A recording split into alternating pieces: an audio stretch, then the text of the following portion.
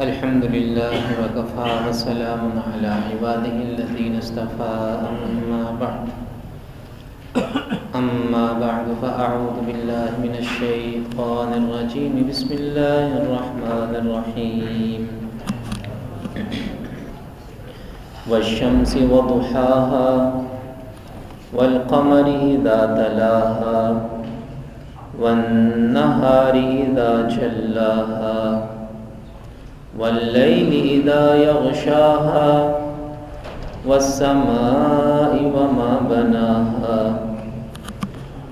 والأرض وما طحاها ونفس وما سواها صدق الله العظيم وصدق رسوله النبي الكريم اللهم صل على سيدنا محمد وعلى آل سيدنا محمد وأصحاب سيدنا محمد وبارك وسلم علیہ۔ 30ویں پارے کی سورۃ الشمس ہمارے سامنے ہے۔ مکی سورت ہے اور اس میں 15 آیات ہیں۔ شمس عربی زبان میں سورج کو کہا جاتا ہے۔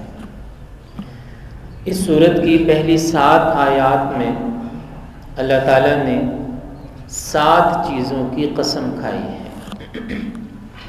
سورج کی قسم، چاند کی قسم، دن کی قسم، رات کی قسم، آسمان اور زمین کی قسم اور انسان کی جان کی قسم۔ والشمس وضحاها، قسم ہے سورج کی اور اس کی دھوپ چڑھنے کی، یعنی اس کے خوب اچھی طرح روشن ہو جانے کی۔ والقمر اذا تلاها، اور قسم ہے چاند کی جب وہ سورج کے پیچھے آئے، سورج کے بعد آئے۔ والنہار اذا جلاها، اور دن کی جب وہ سورج کی روشنی کو خوب اچھی طرح ظاہر کر دے، یعنی دن میں سورج پوری روشنی اور صفائی کے ساتھ جلوہ گر ہو۔ واللیل اذا یغشاها، اور رات کی جب وہ سورج کو ڈھانپ لے، یعنی سورج کا کوئی نام و نشان نظر نہ آئے۔ والسماء وما بناها، اور قسم ہے آسمان کی اور اس ذات کی جس نے اس کو بنایا۔ والارض وما طحاها، اور زمین کی اور زمین کے پھیلاؤ کی۔ آسمان کی قسم اور اس کی بناوٹ کی قسم، زمین کی قسم اور زمین کے پھیلاؤ کی قسم۔ وَنَفْسٍ وَمَا سَوَّاهَا، اور انسانی نفس کی قسم اور اس کی ٹھیک ٹھیک بناوٹ کی قسم، یعنی اس میں ظاہری اور باطنی جو اعتدال رکھا اور اس کے اندر نیکی اور بدی کے راستوں پر چلنے کی استعداد رکھی اور اس کا ٹھیک ٹھیک بننا، اس کی قسم۔ یہ سب قسمیں کھانے کے بعد اللہ تعالیٰ فرماتے ہیں فَأَلْهَمَهَا فُجُورَهَا وَتَقْوَاهَا، پھر اللہ نے اس نفس کے اندر، انسانی نفس کے اندر بدی بھی رکھ دی اور تقوی بھی رکھ دیا۔ فجور بھی رکھا اور تقوی بھی رکھا، برائی بھی رکھی، اچھائی بھی رکھی، شر بھی رکھا اور خیر بھی رکھی۔ اللہ تعالیٰ نے انسانی طبیعت میں، انسانی مزاج میں خیر اور شر دونوں کا مادہ رکھا ہے۔ فرشتے سراسر خیر ہیں، ان کے اندر شر نہیں ہے، اور شیاطین سراسر شر ہیں، ان کے اندر خیر نہیں ہے۔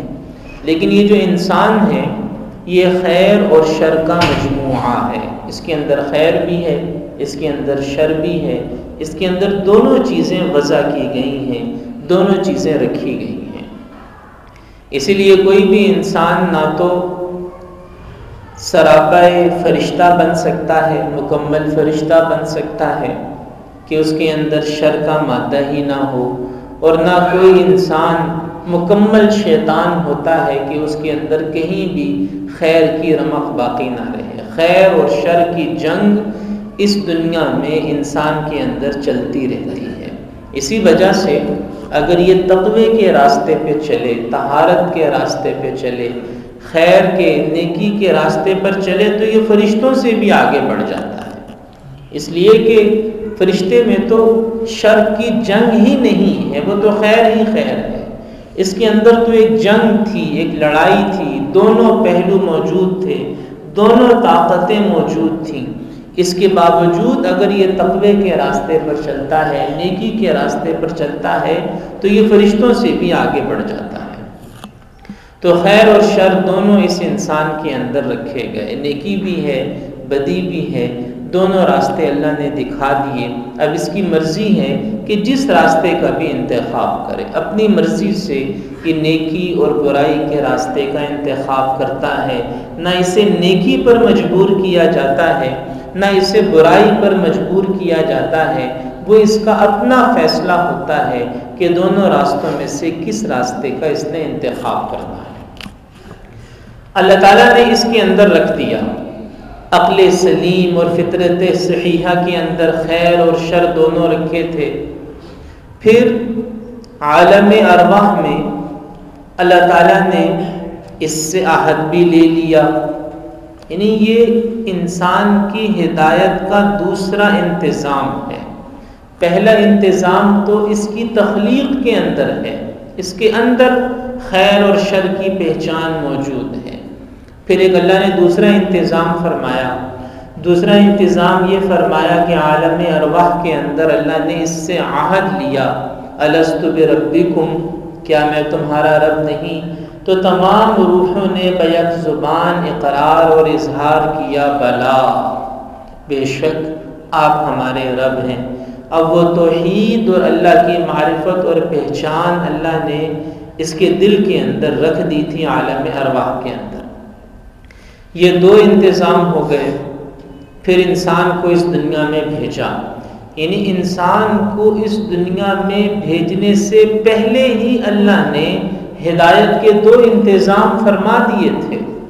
اس کے اندر خیر اور شر کا پروگرام بھی رکھ دیا، اور اس کے اندر اپنی پہچان اور معرفت بھی رکھ دی، اور اس سے وعدہ بھی لے لیا۔ پھر جب اس دنیا میں آیا تو ایک تیسرا انتظام، اس کائنات کا نظام، یہ سورج، یہ چاند، یہ ستارے، یہ پھولوں کی خوشبو، یہ بدلتے ہوئے موسم، یہ ہوائیں، یہ فضائیں، تتلیوں کے پروں کے اوپر بنے ہوئے پھول، اور پھولوں سے نکلنے والی خوشبو، اور مزیدار پھل اور سبزیاں، اور غلہ اگاتی زمین کو پھاڑتی ہوئی یہ نباتات اور فصلیں، کبھی سورج، کبھی چاند، کبھی بارش، کبھی ہوائیں، اور پھر انسان کی اپنی ذات، اس کی آنکھیں، اس کی زبان، اور اس کے جسم کا پورا نظام، یہ مظاہر اللہ نے رکھ دیے جو کسی بنانے والے کے بغیر بن نہیں سکتے اور چلانے والے کے بغیر چل نہیں سکتے۔ یہ تیسرا انتظام تھا، تیسرا انتظام۔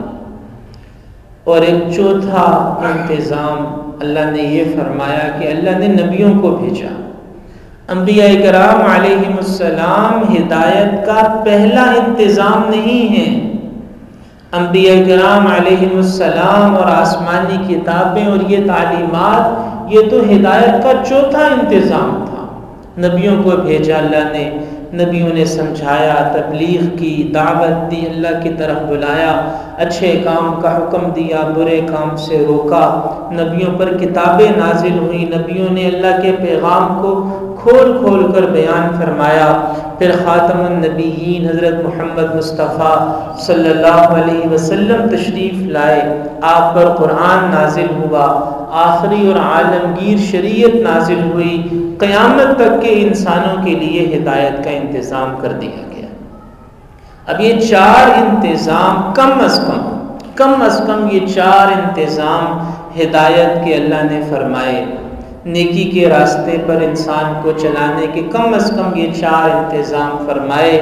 اس کے بعد بھی اگر کوئی ہدایت سے محروم ہے، کوئی نیکی سے محروم ہے، تو پھر واقعی اس کی بدبختی ہے، پھر واقعی ہی وہ جہنم کا مستحق ہے۔ مولانا ادریس کاندلوی رحمۃ اللہ علیہ فرمایا کرتے تھے کہ جب انسان نیکی کرتا ہے تو 10 نیکیاں لکھی جاتی ہیں، جب انسان گناہ کرتا ہے تو 1 گناہ لکھا جاتا ہے۔ نیکی 1 کی من جاء بالحسنہ فلہ 10 امثالھا، 1 نیکی کی 10 نیکیوں کا اجر ملا۔ 1 گناہ کیا، 1 گناہ نامہ اعمال میں لکھا گیا۔ اب اس طرح یہ زندگی گزار کے قیامت کے دن حاضر ہوا، 1 بمقابلہ 10، 1 بمقابلہ 10، ایک طرف 1 پہلوان مقابلے میں 10 پہلوان، 1 بمقابلہ 10۔ اس کے باوجود بھی اگر وہ 10 ہار جائیں، یعنی 1 نیکی کی 10 ملی، 1 گناہ کیا 1 ملا، پھر بھی نیکیاں ہار گئیں، قیامت کے دن پھر بھی اس کی نیکیاں کم ہو گئیں، تو پھر تو یہ واقعی جہنم کا مستحق ہے، پھر تو اسے جہنم میں ہی جانا چاہیے کہ اتنے فضل کے باوجود، اتنی رحمت کے باوجود، اتنی عنایت کے باوجود بھی اپنی نیکیوں کو گناہوں سے زیادہ نہیں کر سکا، تو اسے تو واقعی پھر ہار جانا چاہیے، اسے جہنم میں ہی جانا چاہیے۔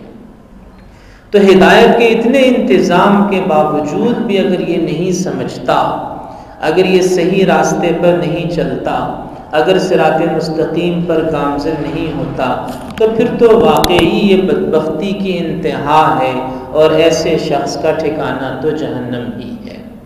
فَأَلْهَمَهَا فُجُورَهَا وَتَقْوَاهَا، پھر اللہ نے اس کے اندر نیکی بھی رکھی، برائی بھی رکھی۔ اب کامیابی اور ناکامی کا معیار اللہ کی بارگاہ میں کیا ہے؟ قَدْ أَفْلَحَ مَنْ زَكَّاهَا، جس نے اس نفس کو سنوار لیا، تزکیہ اور تربیت کر لی، وہ تو فلاح کو پہنچا، اور جس نے اس کو خاک میں ملا چھوڑا، جس نے اس نفس کو گرایا گرایا گرایا بجائے سنوارنے کے اس کو بگاڑتا رہا، تو وہ پھر نامراد ہوا، اور ناکامی اس کا مقدر ٹھہری۔ اب نفس کا تزکیہ کیا ہوتا ہے، اور نفس کو خاک میں ملا چھوڑنا، اس کو بگاڑ دینا کیا ہوتا ہے، اس موضوع پر انشاءاللہ کل تفصیل سے بات ہوگی۔ اللہ تعالیٰ ہمیں قرآن مجید کو سمجھ کر اس پر عمل کرنے کی توفیق عطا فرمائے۔